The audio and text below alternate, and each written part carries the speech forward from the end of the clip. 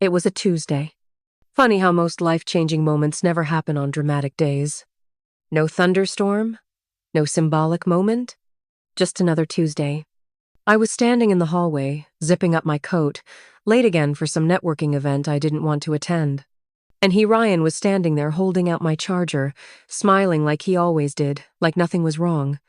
And I looked at him and I said it. Sometimes I feel like you're holding me back.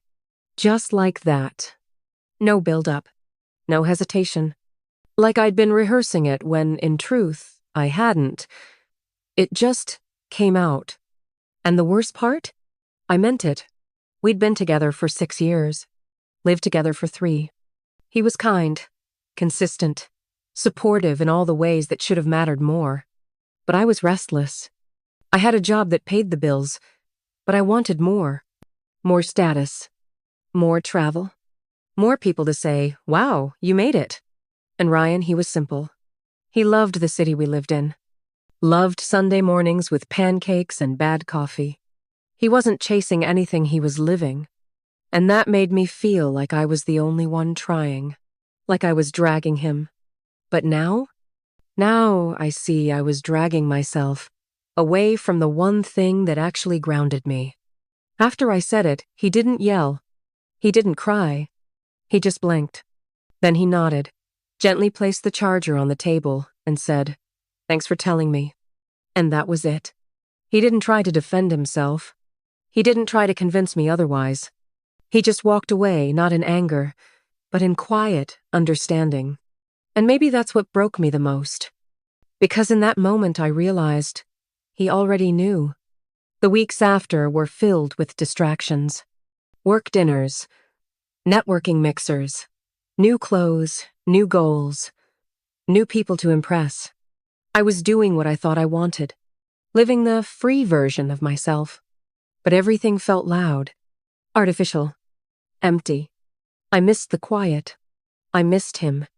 Not the version I wanted him to be, but the version I never truly appreciated. The way he knew exactly how I liked my tea. How he'd stay up with me during my all-nighters just to make sure I ate.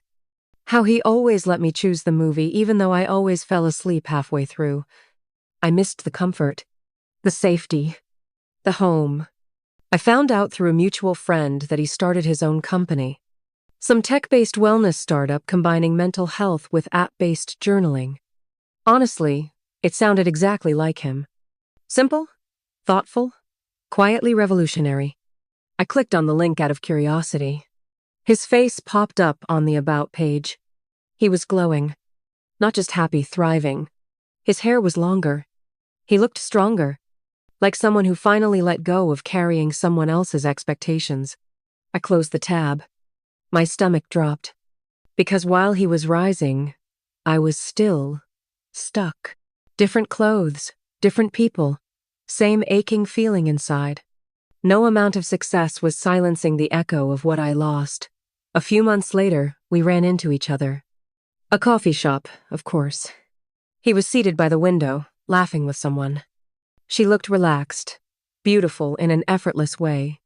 He saw me, and for a second, I thought he might get up. Say hi. Smile, that familiar smile. But he didn't. He gave me a nod, polite, warm, and turned back to her. That was the moment I knew. He had moved on, and I hadn't. I went home and cried. Not because he had someone new, but because the version of him I'd always hoped he'd become, he became that, just not with me. I thought I was the one with the ambition, but it turns out I was the one afraid of standing still. He was the one brave enough to plant roots, and now those roots were bearing fruit. People ask me now why I'm still single. I usually laugh it off, say I'm focusing on myself. But the truth is, I had love, real love, and I let it go. I thought I needed wings, but he was my anchor, and I confused that for a weight. If you've made it this far, let me give you the one piece of advice I wish someone had told me. Don't leave good love searching for perfect ambition. Don't throw away the steady just because it doesn't shine on social media. Because one day, you might see the person you left, living the life you thought you were meant to have. And you'll realize You weren't being held back. You were being held. And now, I just hold regret. If this story hit you somewhere deep, subscribe. We share real moments, real lessons, and the raw truths that many people never say out loud. Because sometimes the most painful endings teach us the clearest lessons. Thank you for listening.